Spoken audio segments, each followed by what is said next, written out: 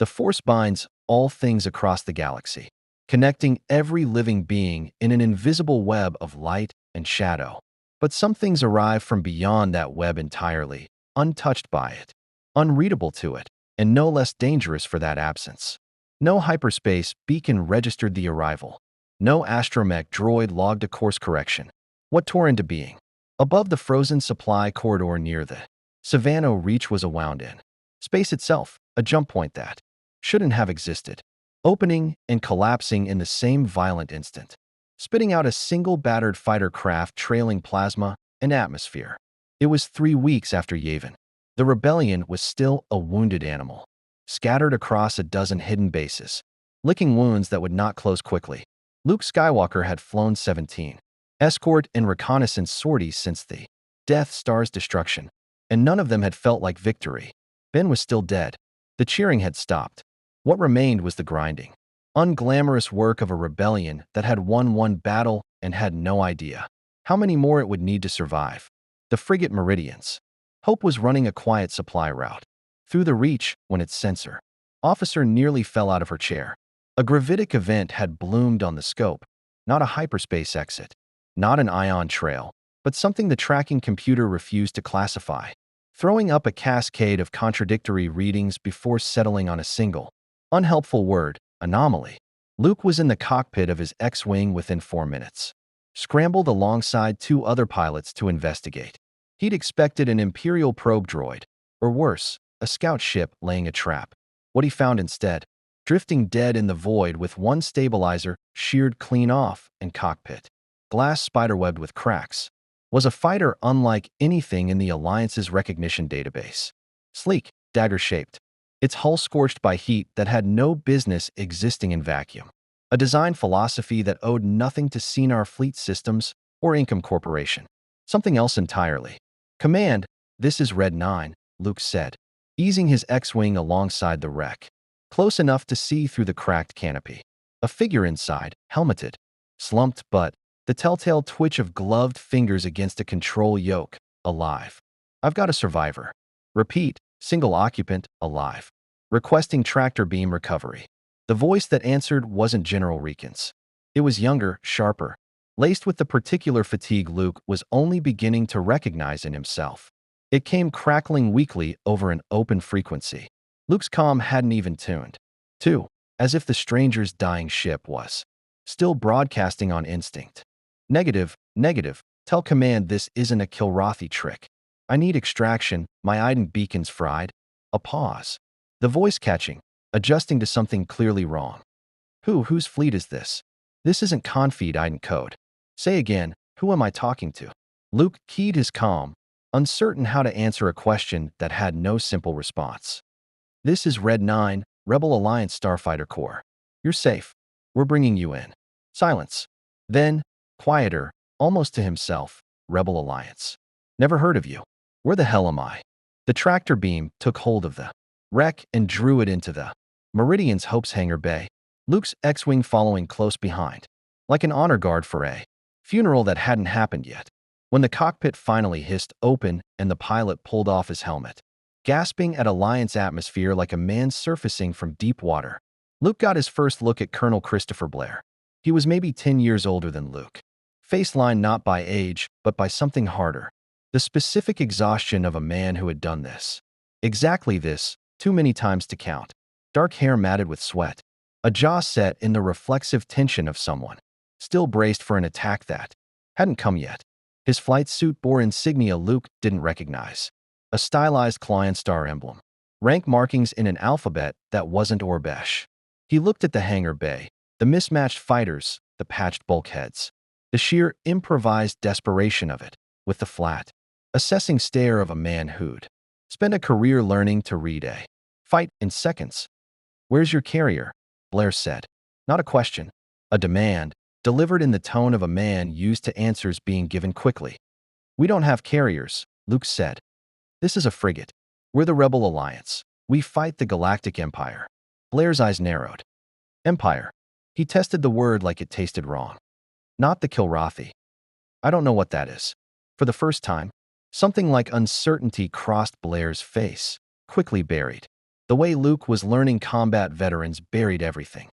Then either I'm further from home than I thought, Blair said slowly, or something just tore a hole clean through the universe and threw me out the other side. He looked down at his hands, still shaking faintly from the jump, and then back up at Luke with the hard clarity of a man recalibrating in real time. Because whatever had happened, whatever galaxy this was, the war he'd left behind hadn't ended, and some instinct told him this one wasn't finished either. Colonel Christopher Blair, he said finally, extending a hand. Terran Confederation Navy. I flew fighters against an enemy that wanted my species extinct for 11 years. Whatever's happening here, whoever you're fighting, I'd like to understand it before anyone asks me to hold a gun. Luke shook the offered hand, and if the force stirred at all in that contact, it registered nothing. No warmth, no pull, no sense of a kindred current the way it did around Leia, around Ben's memory, even faintly around Vader in nightmares Luke hadn't told anyone about. Blair was simply entirely present, a closed door where the force expected an open one. It would take 3 more days before anyone realized how strange that silence truly was. The medbay aboard the Meridian's Hope was cramped, even by Rebel standards, a converted cargo alcove with 3 bunks, bolted to the deck and a med droid whose diagnostic scanner kept returning the same maddening error when it passed over Blair's chart. Subject physiology, human, baseline, anomalous readings, navigational cognition, signature unclassified. Luke had come to check on him twice already, ostensibly on Riken's orders to keep the newcomer talking until intelligence could run a full debrief. In truth, Luke kept finding excuses to linger. There was something about Blair that pulled at him, not the force.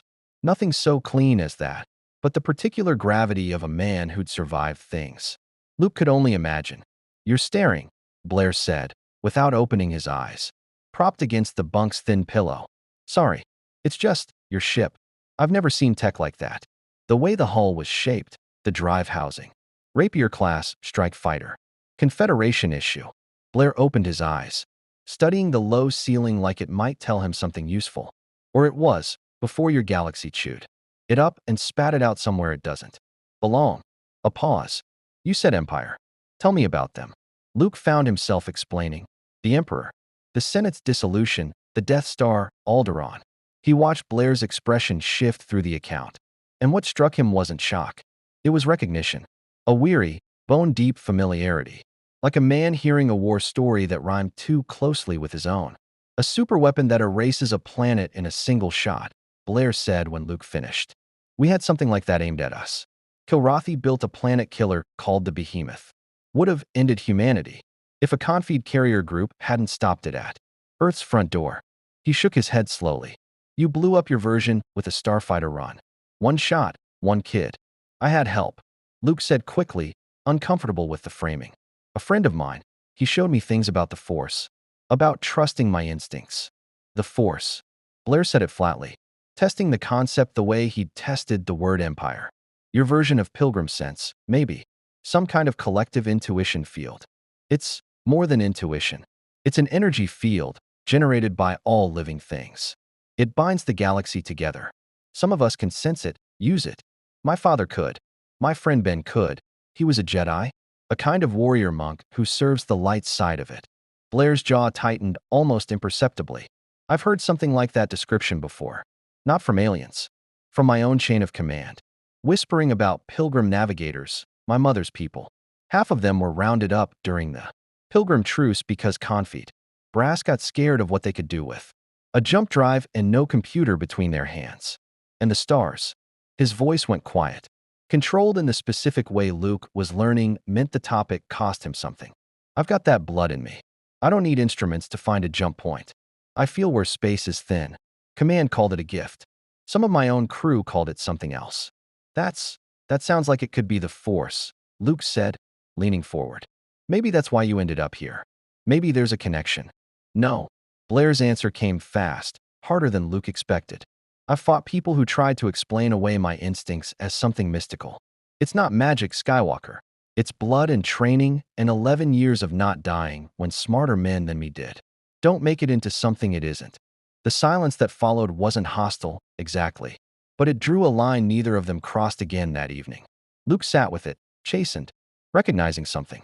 In Blair's refusal that felt uncomfortably close to Ben's old evasions about his father, men who'd rather carry the weight of an unexplainable gift alone than let someone else define it for them. How many, Luke asked finally, quieter, did you lose in your war? Blair's eyes found the ceiling again. Enough that I stopped counting somewhere around year 6. Enough that when people call me a hero, I want to ask them exactly which corpse they mean. He exhaled, and for a moment the hardness cracked, just slightly, into something more tired and more human. You've got a good instinct, kid. I watched you bring that X-Wing alongside my wreck without hesitating, without waiting for orders. That's not something command teaches. That's something you're born with, or you're not. Ben used to say the Force flows through some people stronger than others. Maybe. Blair's mouth twitched, not quite a smile. Or maybe good pilots are just good pilots, in any galaxy, under any name for whatever makes them that way. He studied Luke a moment longer, something calculating behind the exhaustion. How old are you? 19. I was 22 when I flew my first combat sortie against the Kilrathi. Blair's gaze didn't waver. 19-year-old me thought war was a story with a hero in it. Took about 4 months of losing wingmen to learn otherwise. He shifted against the bunk, wincing at some injury the med droid hadn't fully addressed. Your friend Ben, the one who taught you about the Force. Where is he now? Luke's throat tightened. He died. On the Death Star. Vader killed him. Something shifted in Blair's expression, not pity, which Luke would have resented, but a colder, more exacting recalculation. The look of a commander updating a threat assessment. Vader, the one in the black armor you mentioned. He's Force-sensitive too. The most powerful I've ever felt. Ben said he used to be a Jedi, before he turned to the dark side. Then that's the man I need to understand, Blair said. And for the first time since he'd woken in this galaxy, his voice carried the flat, focused certainty Luke would come to recognize as Blair readying for a fight. Because if there's something out there that can sense whatever's different about me, the way your Force apparently can, he's going to come looking. Men like that always do. Outside the medbay's single reinforced viewport, the Savannah reaches dead stars turned in their slow, ancient orbits, indifferent to the two pilots inside, quietly measuring the shape of a war neither of them had chosen to fight together, not yet. For 100 light years away, aboard the Star Destroyer Adherent, Inquisitor Rin Sabek stood before a bank of sensor logs that made no sense, and had made no sense for 6 hours, and was beginning to make his teeth ache with frustration. The report had come up through routine channels. An Imperial listening post in the Savannah Reach had flagged an unregistered gravitic anomaly, the kind of signature usually reserved for catastrophic hyperspace failures, or, more rarely, the psychic footprint of a powerful Force event. Sabek had seen both in his years hunting Jedi survivors for his master. This was neither, and yet it echoed both at once, a spike of raw, undirected power blooming and vanishing in the same instant, radiating outward with a resonance. His tracking equipment insisted was Force-adjacent, without ever confirming it. Run it again, Sabek said. The bridge officer, a nervous lieutenant named Threll, complied without argument.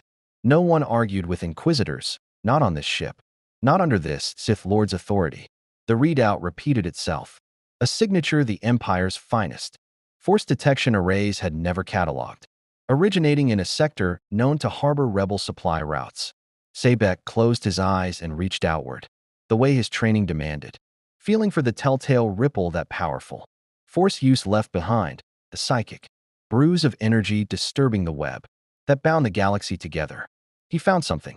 Not a bruise exactly, more like a held breath, an absence shaped like a presence, if such a contradiction could exist.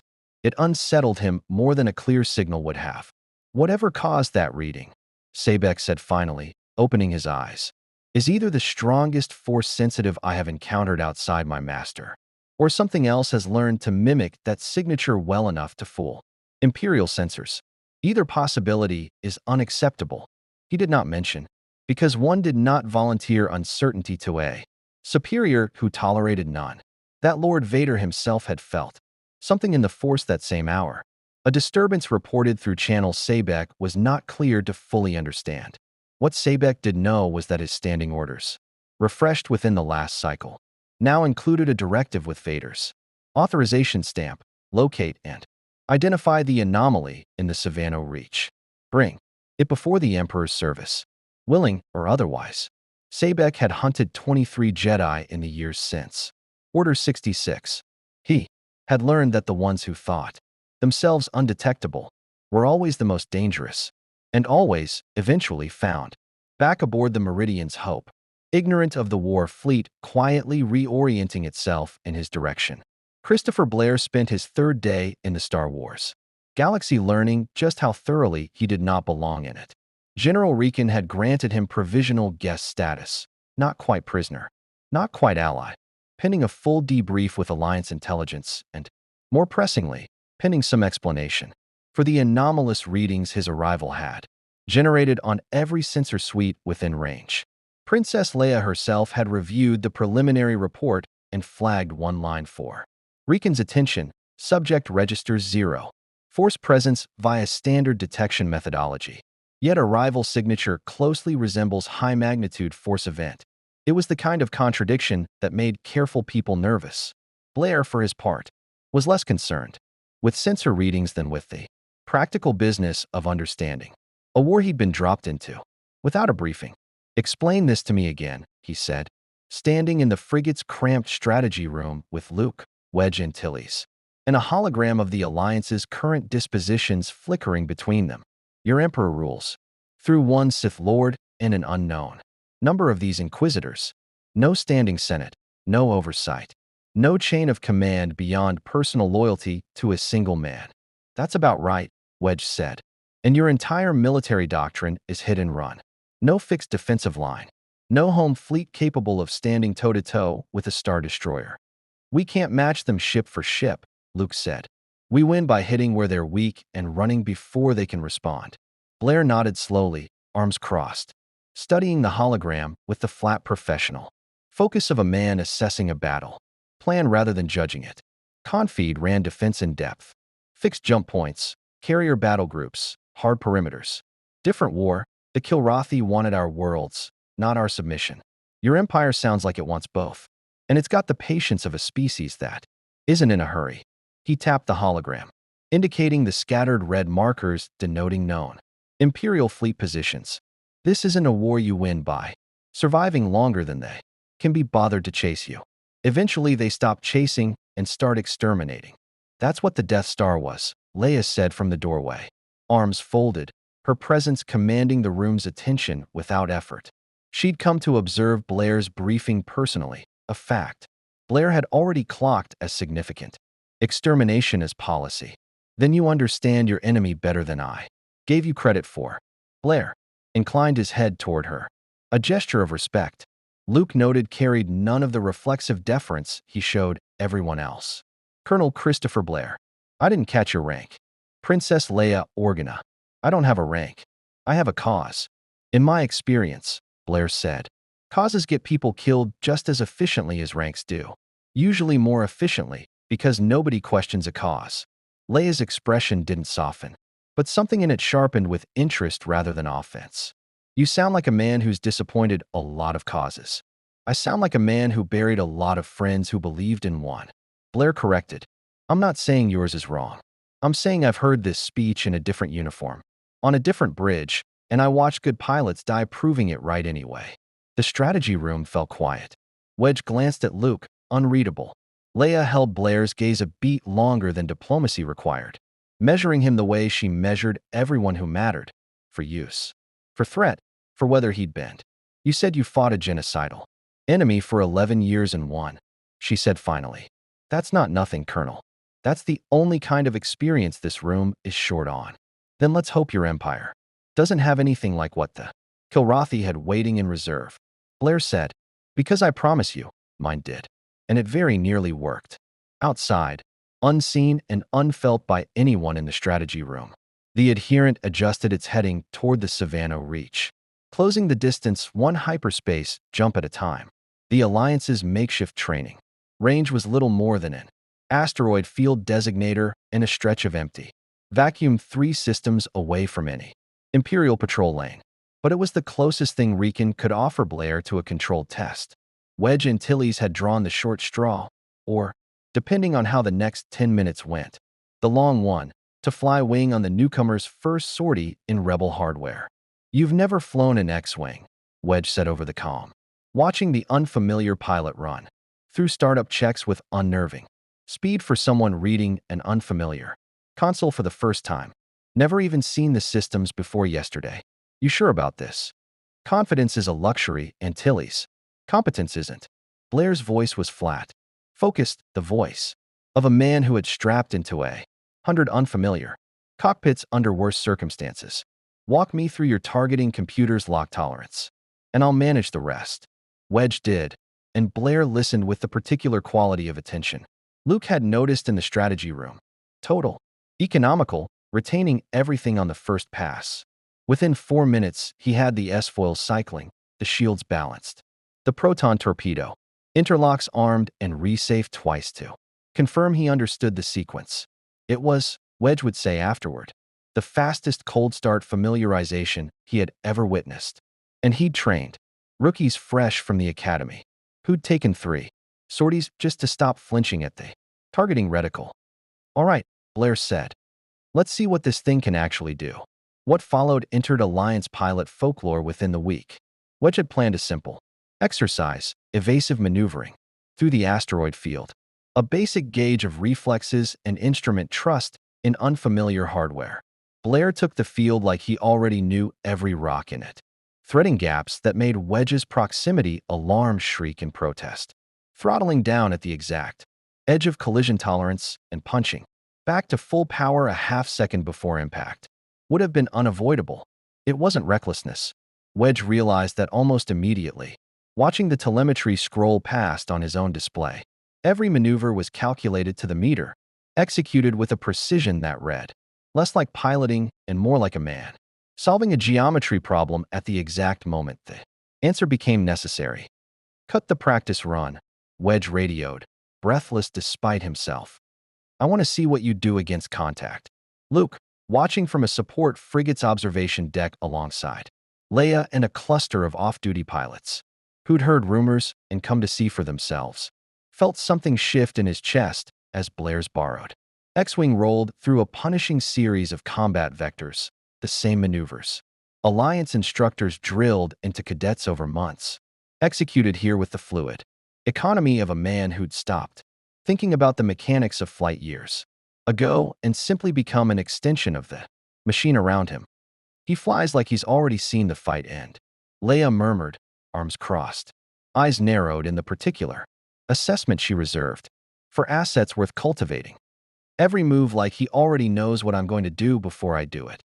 "That's not the Force," Luke said, half to himself, remembering Blair's flat refusal in the medbay. He said it wasn't. "Then it's something almost as dangerous," Leia said. "Instinct without a name is still instinct. An instinct like that doesn't come from natural talent alone. That's scar tissue." The mock engagement lasted 6 minutes. Wedge, one of the finest pilots in the Alliance fleet, a man who'd flown lead in the Death Star trench run, never once got a clean firing solution.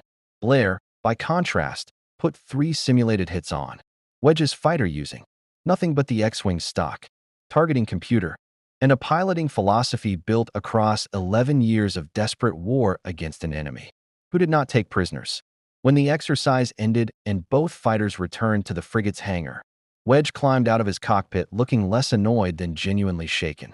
"Where I come from," he said to Luke quietly, watching Blair run through a methodical post-flight checklist with the same economical focus he'd shown in the cockpit.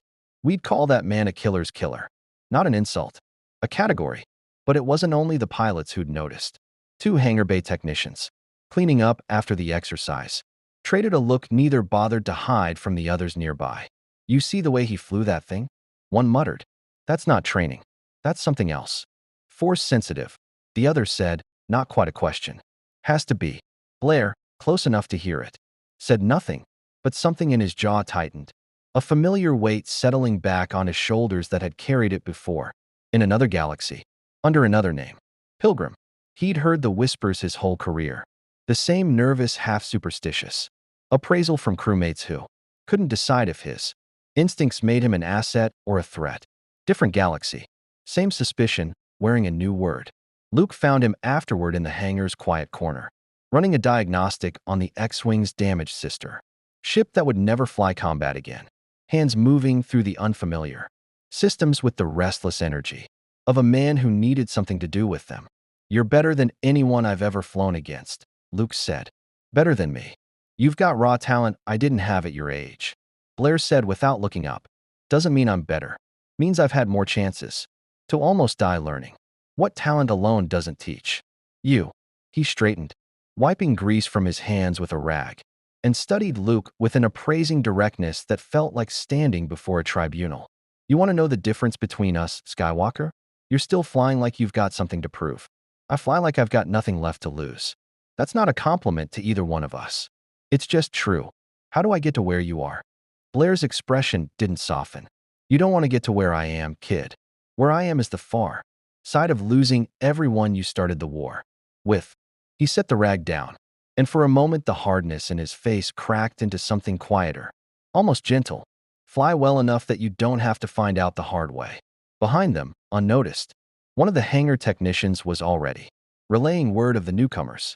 Inhuman flying to a contact who owed a favor to a smuggler who owed a favor to someone with looser scruples about, who paid for information, the first thread in a chain that would, eventually, reach ears far less friendly than a curious ground crew. The summons came 3 days later, delivered not by droid or comm, but by General Riken himself, appearing at the door of the small berth Blair had been assigned, with the particular formality of a man about to ask for something he expected to be refused. Colonel Blair. General Riken. Do you have a moment? I've got nothing but moments, Blair said, gesturing him inside. This galaxy hasn't given me much else to do besides wait for someone to explain what I'm supposed to be doing here. Riken took the offered seat, studying the newcomer with the weary calculation of a man who'd spent years rationing the Alliance's dwindling resources and had learned to recognize an asset when one fell, quite literally, into his lap. I'll be direct, Colonel, because I suspect you'd prefer that to diplomacy. Your flying yesterday was the finest I've witnessed from any pilot under this command, and I include our best in that assessment. Command believes, I believe, that formalizing your position within the Alliance would benefit us both. A commission, full status, full briefing access, a command track befitting your experience. You want me to swear an oath. I want you to fight with us, not merely near us. Blair leaned back against the bulkhead, arms crossed, weighing the offer with the flat scrutiny he brought to everything since his arrival. Let me tell you about the last time I swore an oath to a flag, General. Terran Confederation. 11 years of service. Half my life given to a war I believed in completely. Right up until the politicians who ran that were decided my mother's people, the ones whose blood gave me the instincts you're so impressed by, were a security risk worth rounding up. I watched good men and women stripped of rank and reassigned to postings that were really just polite exile because someone in an office decided Pilgrim heritage made them untrustworthy. I fought for that flag anyway, right up until the day I didn't have to anymore. And even then, most of what I did afterward wasn't for confit. It was for the people standing next to me. The Alliance isn't the Confederation, Riken said carefully. No, it's smaller, poorer, and losing. Blair's tone carried no cruelty in the observation, only the blunt clarity of a man incapable of softening an assessment for comfort. That's not an insult, General. I've flown for the losing side of a war before. I know what it looks like from the inside. What I won't do is put my name on a commission for a cause I've known for 4 days, run by a command structure I've never served under, fighting an enemy I've only heard described secondhand. Then what will you do? Blair considered the question with the same unhurried precision he brought to a targeting solution. I'll fly. I'll fight anyone who tries to kill the people I've started to respect in this galaxy, starting with that kid Skywalker and the princess who doesn't flinch when I push back on her. I'll share everything I know about tactics, ship handling, anything that helps you survive longer against an enemy that outguns you. He met Riken's eyes squarely. What I won't give you is blind loyalty. I gave that once to a flag that decided my blood made me disposable. I'm not in a hurry to make that mistake twice. Riken absorbed this without visible offense. The mark, Blair had already noted, of a genuinely capable commander rather than a merely ambitious one. That's more honesty than most volunteers offer me, Colonel. I'll take conditional loyalty over hollow oaths any day, but I need to know where the line sits. If command orders something you find objectionable, then I'll tell you exactly why, to your face, before I refuse it. That's the deal. Take it or don't. I'll take it, Riken said, and something in his expression suggested he'd expected nothing less, and had perhaps hoped for exactly this answer. For what it's worth, Colonel, the alliance was built by people who refused blind loyalty to something larger. Half our senior officers walked away from imperial commissions rather than follow orders they found unconscionable. You'll fit in better than you think. Blair almost smiled at that, the first genuine flicker of humor Riken had seen from him since his arrival. General, if there's one thing my war taught me, it's that the people who refuse blind loyalty are usually the only ones worth following into the next one. Word of the exchange reached Luke before the day was out, filtered through Wedge's characteristically understated summary. Blair turned down a commission, told Riken he'd fight, but wouldn't salute. It sat uneasily with Luke in a way he couldn't immediately name, until he found himself standing at the observation deck that evening, watching the slow wheel of unfamiliar stars, turning the conversation over. He found Blair there an hour later, having apparently sought out the same quiet corner of the ship for reasons of his own. You could have had rank, Luke said. Real authority. Riken doesn't offer commissions lightly. Rank's a leash with better lighting, Blair said, not unkindly. I've worn it. I know what it costs. Doesn't the rebellion deserve someone willing to commit fully? Leia gave up everything for this cause. Her home, her family. Leia gave everything to a cause she chose with clear eyes. After watching it cost her everything it was ever going to cost her, Blair said. That's different from an oath sworn on hope and good intentions, which is what you're asking me to swear 4 days into knowing this war exists. I respect your princess more than almost anyone I've met in this galaxy. That respect is exactly why I won't cheapen commitment. By handing it out before, I've earned the right to mean it. Luke was quiet for a long moment, watching the stars. Ben used to say the Force asks for trust before understanding. That sometimes you have to commit before you can see the whole picture. Your Ben sounds like he was talking about faith, kid. I'm talking about survival. Blair's voice softened, just slightly, into something almost paternal. There's nothing wrong with faith. I've just buried too many people who confused it with a battle plan. Below them, unseen, a modified freighter slipped quietly out of the Meridian's Hope's docking clamps, ostensibly running a supply route to a nearby trade hub, carrying, unbeknownst to Alliance Command, a data crystal containing sensor logs of an X-Wing pilot with inhuman reflexes, bound eventually for a buyer whose interest in such information would prove considerably more dangerous than mere curiosity. The disagreement that would define the shape of Luke and Blair's partnership began, as these things often do, with something small. It was 2 days after Blair's conversation with Riken, and the Alliance had received word of a convoy of Imperial supply, transports running a lightly escorted route through the outer Savannah systems, a target too tempting for command to ignore, but risky enough that Riken wanted his most capable pilots on the strike. Luke had been assigned flight lead. Blair had been assigned his wing, an arrangement neither man had explicitly asked for and both privately suspected. Riken had engineered as a test. The mission briefing had gone smoothly enough. It was the pre-flight walkthrough, alone in the ready room, where things frayed. Your approach vector's wrong, Blair said, studying the tactical display Luke had sketched out on the room's data slate. You're bringing the squadron in on a single axis. If that escort's got even one competent gunner, you'll lose your trailing element before they clear the transport's shield envelope. It's the approach Red Squadrons used a dozen times. It works. It worked against opponents who didn't expect it. Any enemy who's fought you more than once will have adjusted. You need a split axis, staggered timing. Force them to choose which flank to prioritize. You've been in this galaxy for a week, Luke said, more sharply than he intended. I've flown against the Empire since before you got here. I know what works against them. I've flown against an enemy that adapted faster than yours seems to. For longer than you've been alive, Blair said, his voice not rising but hardening. the flat authority of a man who had buried the cost of exactly this kind of disagreement more than once. I'm not questioning your courage, Skywalker. I watched you bring an X-Wing alongside a burning wreck without hesitating. I'm questioning a tactical habit that's going to get someone killed the day the Empire stops fighting like you expect them to. Ben taught me to trust my instincts.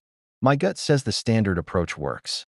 Something shifted in Blair's expression, not anger, exactly, but a weariness that went deeper than the argument itself. Your gut's untested against an enemy smart enough to learn your patterns. Mine isn't. That's not an insult. It's arithmetic. He set down the data slate. You keep invoking this dead Jedi like his word settles every argument. I never met the man. I can't tell you if he was wise or if he was just confident. And I've learned those aren't always the same thing. Don't talk about Ben like you knew anything about him. I don't. That's my point. Blair's voice gentled, just slightly, reading something in Luke's reaction that made him ease off the confrontation's edge. Kid, I'm not trying to tear down your mentor. I'm telling you that leadership isn't about having someone else's wisdom to lean on. It's about making the call when nobody's left to tell you what the right answer is. Your Ben's gone. Eventually you're going to have to trust your own judgment without his voice in your ear telling you it's justified. Luke's jaw tightened. That's not what I. It's exactly what you're doing. I've seen it before. In cadets who lost a mentor and started treating every one of his old lessons like scripture instead of what they actually were. One man's best guess, made under conditions he isn't around to update anymore. Blair's tone carried no cruelty, only the blunt clarity that seemed constitutionally incapable of softening for comfort. The galaxy's moved on since he died. Your tactics need to move with it, or the next fight teaches you the lesson permanently, instead of just embarrassing you in a briefing room.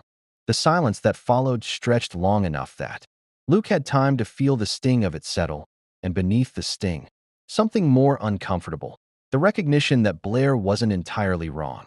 Luke had leaned on Ben's memory as a kind of armor. These past weeks, a way of feeling connected to a wisdom he was terrified of losing. Even as the specifics of that wisdom grew less relevant to problems Ben had never lived to see. What did leadership cost you? Luke asked finally, quieter. Really, not the version you give command. Blair was quiet for a long moment, and when he answered, something in his voice had gone distant, worn smooth by long handling.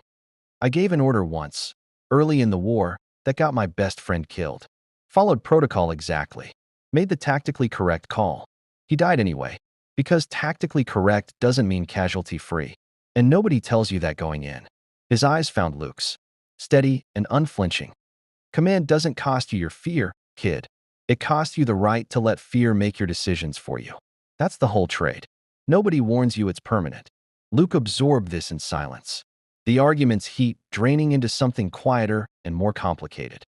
The split-axis approach, he said finally. Walk me through it. Something in Blair's shoulders eased.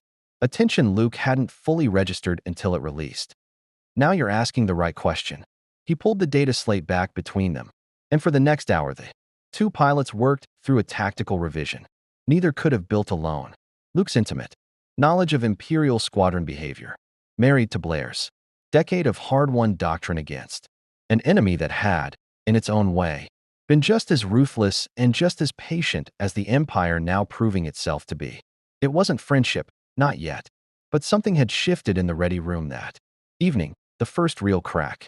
In the wary distance, both men had maintained since Blair's arrival and the beginning of a mutual respect neither had expected to find in a stranger from a war that, until a week ago, had never existed. Neither of them noticed the modified freighter's return trip through the Savannah Reach 2 days later, nor the coded transmission it carried back to a buyer in the Imperial-aligned underworld, a transmission that would, within the week, reach the desk of Inquisitor Rin Sabek and hand him precisely the confirmation he'd been hunting for. The convoy strike went better than anyone had a right to expect. Blair's split-axis revision worked exactly as promised. The Imperial escort, a pair of aging Gozani cruisers with skeleton crews, split their fire between two threat vectors and managed to properly commit to neither, allowing Red Squadron to strip 3 of the 4 supply transports of their cargo. before the escort even organized a coherent response. Luke flew the mission with a precision that surprised even himself. Blair's voice steady in his ear throughout, not commanding.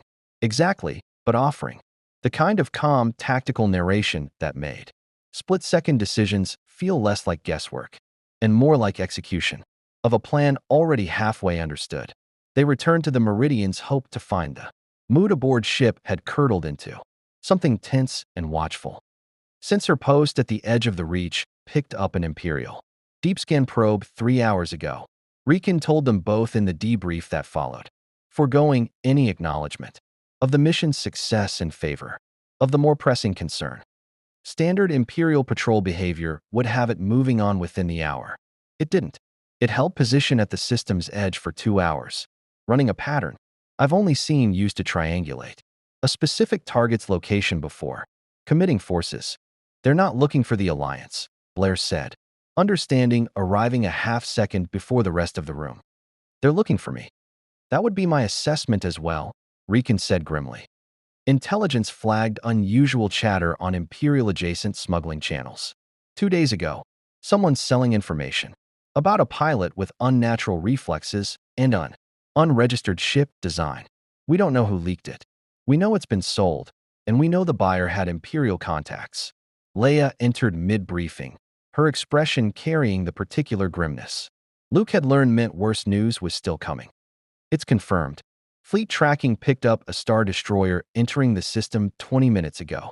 The Adherent. Command flagged it 3 weeks back. It's the ship Inquisitor Rin Sabek operates from. An Inquisitor, Blair repeated, testing the term with the flat focus he brought to any unfamiliar variable in a combat equation. Remind me what that means, practically. Force-sensitive hunters, Luke said. Trained by the Emperor or by Vader directly. They track down surviving Jedi. Anyone who shows force ability the Empire hasn't accounted for. Which would explain the deep-skin pattern, Riken said. If Sabek believes you registered as a force anomaly during your arrival, and given the readings your jump generated, I understand why he would. He's not here for the Alliance. He's here for you specifically. Blair absorbed this with the same unhurried calculation he brought to everything. And Luke watched something settle behind his eyes. Not fear, precisely, but the cold recalibration of a man who had faced overwhelming enemy forces enough times to know exactly what preparation looked like and exactly how little time there usually was to complete it. How long until that Star Destroyer's fighters are in range of this frigate? If Sabek commits to a direct approach, perhaps 4 hours, Riken said. Longer if he's cautious and wants to confirm target identity before striking. Given what he's hunting, I'd expect caution. Inquisitors don't like walking into unconfirmed engagements against unknown capabilities. Then we use that caution against him, Blair said, already reaching for the tactical display, old instincts surfacing with the ease of long practice. General, does this frigate have anything resembling a decoy protocol? Sensor ghosting, false ident beacons, anything that buys confusion. Limited capability. Nothing built for deceiving a dedicated force tracker. Then we're not fighting his sensors. We're fighting his patience. Blair's finger traced a path across the display. An evacuation route threading through a debris field at the Reach's edge. The same kind of dead system terrain that had, in another galaxy, saved his life more times than he could easily count. Get every non-essential crew off this frigate and scattered to the secondary rendezvous. Now, before that Star Destroyer's close enough to track individual departures. I'll take a fighter and draw the Inquisitor's attention personally. If he's hunting a specific anomaly, give him exactly enough of it to keep him occupied while everyone else clears the system. That's not a plan, Colonel. That's a sacrifice, Leia said sharply. It's a controlled exposure, Blair corrected. There's a difference, Your Highness. Even if the margin's thinner than either of us would like. I'm flying with you, Luke said immediately. Before he'd fully finished the thought, Blair studied him for a long moment, the same appraising look he'd given Luke in the medbay days ago, except something in it had shifted, warmed by the accumulated evidence of the past week.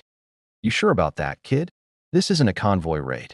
This is walking directly toward the thing your empire built specifically to hunt people like whatever I apparently am. You said good pilots fly with nothing left to lose, Luke said. I've got plenty left to lose. I'm flying anyway. Something that might have been the beginning of genuine respect crossed Blair's face, quickly folded back beneath the professional focus already reasserting itself. All right, then let's give this Inquisitor exactly the anomaly he's looking for. And make sure it's the last mistake he makes today. Outside, unseen by anyone aboard the Meridian's Hope, the adherent began its slow, deliberate approach into the Savannah Reach. Inquisitor Rin Sabek standing at its bridge viewport with the patient certainty of a hunter who had, after 6 days of frustration, finally cornered something worth the chase. The plan Blair sketched in the final hour before contact was, by his own admission, closer to controlled chaos than doctrine, but doctrine, he told Luke as they suited up, was a luxury built for wars with time to spare. Sabek's hunting a force signature, Blair said, running through the borrowed X-Wings. Pre-flight checks with the same economical focus he brought to everything. He doesn't know what that signature actually is. He knows it registered as anomalous, powerful, and unclassified. That means he's coming in cautious, ready for something he can't predict. We use that. We give him motion he can't parse as anything but exactly the threat he's afraid of. And while he's busy trying to solve a puzzle that doesn't exist, the rest of this fleet clears the system. And if his caution runs out before we've bought enough time, then we improvise, Blair said, with the flat, unbothered certainty of a man who had built an entire career on exactly that contingency. Same as always. The adherents' fighter complement met them at the debris field's edge, 6 TIE fighters in tight formation, fast and disposable and flown. Luke knew from bitter experience, by pilots trained to accept losses their commanders considered acceptable. Behind them, at a cautious distance, the Star Destroyer itself held position, its Inquisitor commander apparently unwilling to commit his flagship fully, until the nature of his quarry became clear. That caution was exactly the gap Blair intended to exploit. Break high, draw 2 of them wide, Blair said over calm. And Luke obeyed without hesitation, peeling his X-Wing up and away from the debris field shelter, pulling 2 ties into a pursuit that carried them into open space, away from their squadron's support. What happened next entered Rebel pilot folklore for the second time in as many weeks. Blair dove his own fighter directly into the debris field's densest cluster, a churning maze of shattered hull plating and frozen ice fragments. From some ancient catastrophe, terrain that should have been suicide to navigate at combat speed. But Blair's instincts, the same pilgrim-born spatial sense that had once let him find jump points, invisible to every instrument aboard his ship, read the debris field, not as chaos, but as a solvable geometry, gaps opening and closing in patterns. Only he seemed able to perceive, a half-second ahead of where his eyes could actually see them. The 4 remaining TIE fighters, committed to the pursuit, followed him in. 3 of them didn't come out. Luke, dispatching his own 2 pursuers with a maneuver Blair had taught him 2 days prior, turned in time to witness the finish. Blair's X-Wing threading a gap between 2 colliding hull fragments with margins that shouldn't have existed. The pursuing TIEs unable to match a piloting instinct built across 11 years and a species-defining war. 3 separate collisions, blooming silently against the void's backdrop as the debris field claimed what pursuit alone could not. The 4th TIE broke off, fleeing back toward the adherents' shelter. And with it, Luke understood, went confirmation of exactly what General Riken and the Alliance had feared. Unmistakable proof, whatever its actual source, that the anomaly the Empire hunted was real, present, and terrifyingly capable. Colonel Blair. The transmission crackled over an open frequency, unencrypted, deliberate, a voice Luke had never heard before, cold and precise in a way that carried its own species of menace. Inquisitor Rin Sabek. Addressing him directly by a name the Empire should have had no way of knowing. You flew that debris field, like a man who has never once relied on instruments to save his life. That is not training. That is something else entirely. Blair's voice, when it came, carried none of the fear Luke half expected, and instead something closer to weary recognition.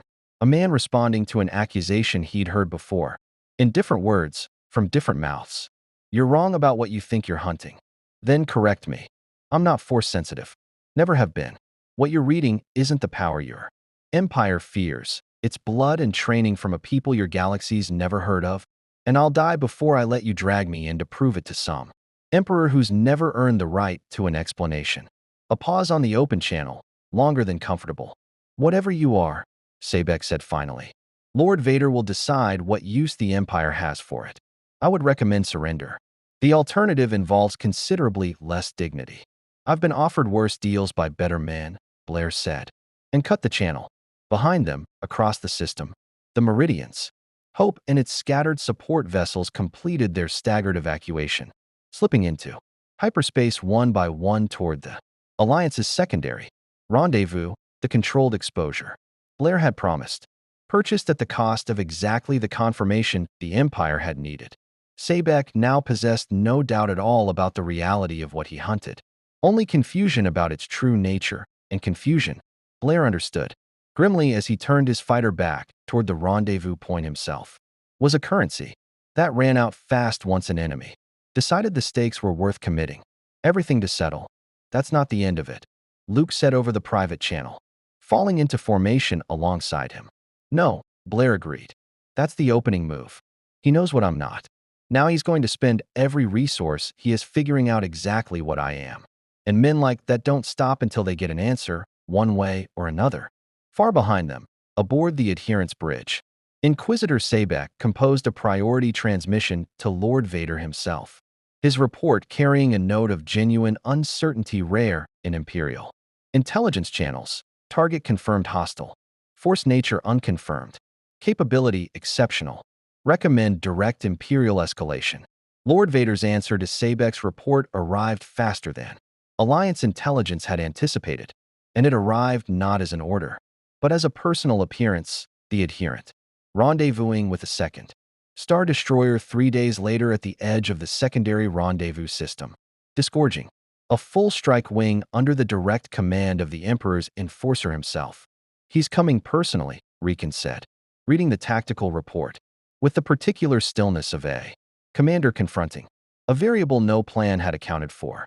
Vader doesn't commit himself to hunt unconfirmed anomalies. If he's here, he's decided this matters more than we understood. Or Sabek's report worried him, Blair said, studying the same display. Either way, this isn't a raid anymore. This is a fleet action, and we don't have a fleet. The Alliance's options, laid bare across the strategy room's hologram, amounted to a grim arithmetic: stand and fight a force they could not match, or scatter and abandon the secondary rendezvous entirely, losing the supplies and personnel not yet evacuated to a third, unprepared location. Neither option offered anything resembling victory. Both offered, at best, survival at a cost still being calculated. There's a third path, Blair said quietly, and something in his tone made the room go still. I give Vader exactly what he came for. A confirmed target, isolated, drawing his personal attention away from the evacuation entirely. You get everyone else clear while he's occupied deciding what to make of me. That's not a plan. Colonel, that's suicide, Leia said, sharper than she'd intended. You said yourself you don't know what he's capable of. I know enough, Blair said. I know he's the reason a 19-year-old kid watched his mentor die on a battle station, and I know your entire rebellion is still recovering from the last time he decided your survival was optional. I'm not offering to win this fight, Your Highness. I'm offering to buy the time everyone else needs so this war has a chance to keep being fought by people better positioned to fight it. Then I'm flying with you, Luke said, before anyone else could speak, the words arriving with a certainty that surprised even him. No, Blair said, flat and immediate. This isn't the convoy raid, kid. This isn't even Sabek's fighter screen. This is the man who killed your mentor. And I am not walking you into that fight as a distraction for my exit. Then I'm not flying with you as a distraction. I'm flying because you taught me that leadership means making the call yourself, not waiting for someone else's permission to matter. Luke held Blair's gaze, steady in a way that surprised them both. Ben told me to trust my feelings. My feelings are telling me that whatever happens out there, you're not facing it alone. Not after everything you've done for people who owed you nothing. Something shifted behind Blair's eyes, recognition, perhaps, or the particular ache of watching someone choose the same weight heat carried for 11 years. All right, he said finally, quieter than before. Wing on me. Exactly on me. You do not engage. Vader's fighter directly under any circumstance. Your bait and support. Nothing more. Are we clear? Clear. The battle that followed would be recounted, in Alliance records and in the private memory of everyone who survived it, as one of the costliest engagements the fledgling rebellion had yet endured. Vader's strike wing hit the evacuation convoy's flank with brutal, disciplined precision, and Blair's fighter, drawing the Sith Lord's personal attention exactly as intended, found itself locked in a duel, with a TIE advanced flown by a pilot whose command of the Force turned every conventional evasive pattern into a predictable trap. He's reading my moves before I make them, Blair said over calm, voice tight with the specific strain of a man discovering, for the first time in his career, an opponent whose instincts genuinely exceeded his own. This isn't tactics. This is something else. That's the Force, Luke said, pulling his own fighter into a supporting vector, watching Vader's TIE anticipate Blair's every maneuver with impossible precision. He doesn't need to guess where you'll be. He can feel it. Then we stop giving him a pattern to feel. Blair's voice sharpened, the old calculation resurfacing even under mortal pressure. Skywalker, on my mark, cut across his firing line. Force him to choose between tracking me and reacting to a threat he can't ignore. Luke obeyed, and for one crucial half-second, Vader's TIE broke its relentless pursuit of Blair to address the more immediate danger of Luke's fighter, crossing directly into weapons range, precisely the opening Blair needed. His proton torpedoes found their mark against the TIE's deflector shield, not enough to destroy it, but enough to force a retreat, enough to buy the evacuation convoy the final minutes. It needed to complete its hyperspace jumps. It was not enough to end the fight cleanly. Vader's TIE, shields failing but weapons still live, turned its full and undivided attention onto Luke's fighter, the boy who had, moments ago, dared interrupt a duel meant for someone else entirely. Blair saw it a half-second before Luke did, the firing solution locking, the trajectory converging, no time remaining for warning to outrun impact. What Blair did next, he would later tell no one had been a decision at all. Instinct, pilgrim instinct, war instinct. 11 years of reflex built on 1,000 smaller sacrifices, put his own fighter directly into the path of the shot meant for Luke's cockpit, absorbing an impact that tore through his X-Wing's failing shields and left the ship tumbling, dark and silent, into the debris-strewn void. Blair, Luke's voice cracked over the calm, raw with a fear he'd carried through an entire war and never quite let surface until now. There was no answer, only the last of Vader's strike wing withdrawing, its commander apparently satisfied with the confirmation the engagement had provided, and the terrible, ringing silence of a channel that should have carried a reply and did not. The rescue tug found Blair's fighter 40 minutes later, drifting powerless at the debris field's edge, hull scorched through in 3 places, life support flickering on, emergency reserves so thin the retrieval crew braced for the worst before they'd even cut the canopy open. He was alive, barely, and only because his flight suit's automated systems had sealed a hull breach a half-second before vacuum could finish what Vader's shot had started. The medroid aboard the Meridian's Hope, the same one whose diagnostic scanner had never learned to properly classify him, worked through the night to stabilize injuries that would have killed a man with less stubbornness than Christopher Blair had spent a lifetime accumulating. Luke sat outside the med bay for most of it, Leia beside him for part of that vigil, neither speaking much, both carrying the particular silence of people who understood exactly what almost happened and were still working out how to hold it. He took a shot meant for me, Luke said finally. He made a choice, Leia said. The same kind of choice you offered to make for the fleet 3 days ago when you insisted on flying with him. Some debts don't get repaid. They just get passed forward. Blair woke 2 days later, weak but coherent. And the first thing he did upon regaining full awareness was ask, with characteristic bluntness, whether the evacuation convoy had cleared the system intact. Told that it had, that every ship and every life had made it to the new rendezvous safely. Something in his face eased in a way Luke had not seen since his arrival, the specific, hard-won relief of a man for whom the arithmetic of a battle's cost had, for once, come out in favor of the people he'd meant to protect. You didn't have to do that, Luke said when they were finally alone. Yes, I did, Blair said, and there was no self-pity in it. Only the flat certainty of a man who had made this calculation before, in another war, and never once regretted the answer. I told you once that command doesn't cost you your fear. It costs you the right to let fear decide for you. That shot was going to hit someone. I decided it wasn't going to be you. Why me? Blair considered the question with more care than Luke expected. Because somewhere in the last few weeks, watching you fly, watching you argue with me in that ready room, watching you refuse to let me face Vader's fighter alone, I stopped thinking of you as some kid I crash-landed next to. I started thinking of you as someone worth the cost. He shifted against the medbay bunk, wincing. That's not something I say lightly, Skywalker. I buried a lot of people I felt that way about. Learning to feel it again wasn't exactly comfortable. The question of what came next hung between them for days afterward, unresolved through Blair's recovery and the alliances. Careful regrouping at its new rendezvous point. Vader's confirmation that something extraordinary existed beyond the reach of standard Imperial detection would not go away, and neither Riken nor Leia pretended the Empire's interest in Blair had ended with one inconclusive engagement. You could disappear, Riken offered, during the debrief that followed Blair's recovery. Go dark, resettle somewhere the Empire's attention won't find you. You've more than paid whatever debt you imagine you owe this alliance. I don't imagine debts, General. I calculate them. And this one isn't paid. Blair's gaze found Luke across the strategy room, then Leia, then settled on something distant and resolved. I came into this galaxy without a war of my own left to fight. I found one worth fighting anyway. That's not obligation. That's a choice, made with clear eyes.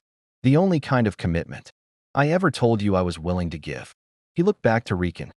Offer that commission again, General. This time, I'll take it.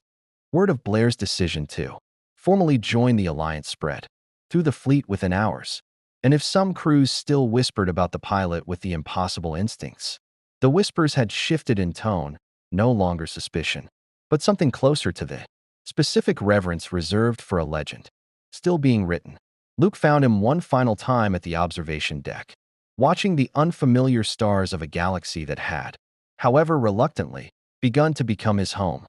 Ben told me the Force would guide me, Luke said. You told me instinct without a name is just scar tissue. I don't think either of you was wrong. Maybe they're not as different as I wanted them to be, Blair said, something almost like peace, settling into features that had carried tension since the day he arrived. Maybe that's the lesson this galaxy had waiting for me. Not that I needed to believe in something bigger than blood and training, just that I needed something worth surviving for again. Behind them, the fleet prepared for its next battle, smaller, poorer, still losing more than winning, but strengthened now by an ace pilot who had once fought and won an unwinnable war, and who had chosen, in the ashes of a galaxy not his own, to fight another one anyway. May the Force be with you. More stories await. Colonel Christopher.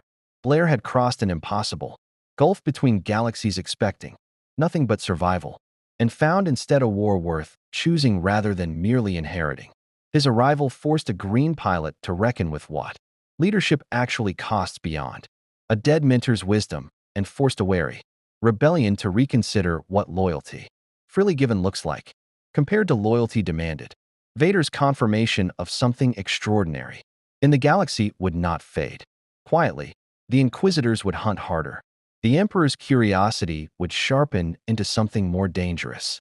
And the price of Blair's sacrifice for Luke would echo forward into battles neither pilot could yet foresee.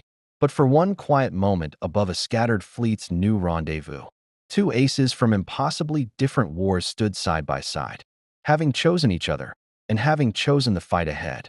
The galaxy would remember Christopher Blair, not as an anomaly the Empire failed to capture, but as proof that even a war fought alone, in a universe not one's own, could still find people worth surviving for. May the Force be with you.